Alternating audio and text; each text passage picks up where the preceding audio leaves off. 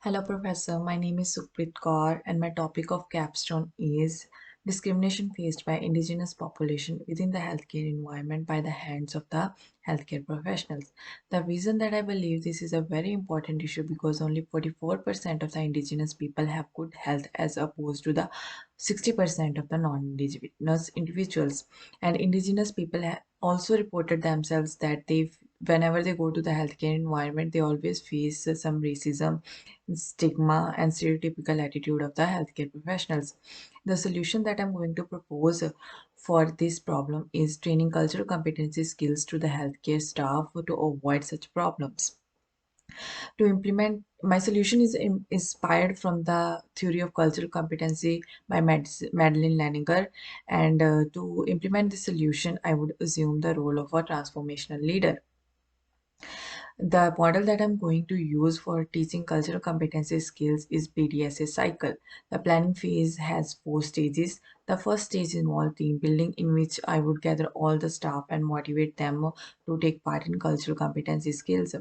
The second would be the outcome setting, in which we all will discuss what would be the outcome of this learning process. The third will be assessment, in which I would assess their cultural knowledge and what they know about cultural competency. And in the last phase, we would build a schedule in which we will decide the time, place, and the modes of learning. The implementation would take place in three stages.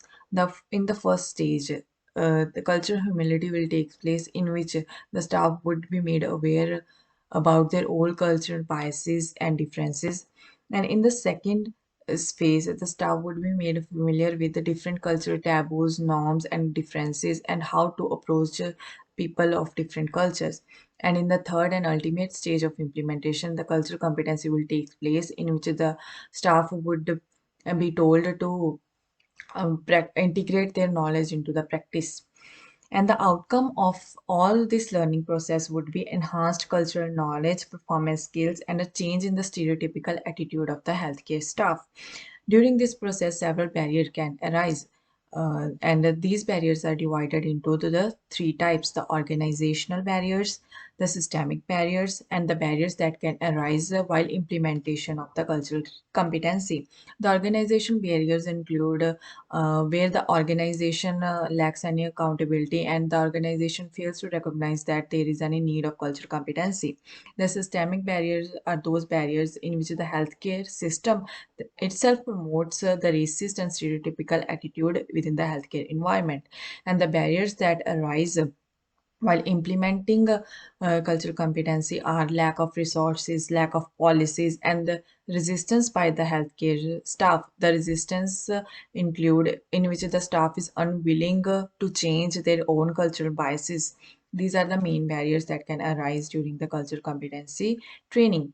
And the solution to overcome these barriers are developing policies and providing opportunities to the healthcare staff in which they can learn more about cultural competency. The important points that can be included in these are providing educational programs to the healthcare staff, providing opportunities to the healthcare staff in which they can assess their own cultural biases and all cultural differences, and providing opportunities to the healthcare staff to engage with people of different backgrounds so they can learn more about different cultures. And in the end, the organizations can provide certifications to them who prove to be culturally competent.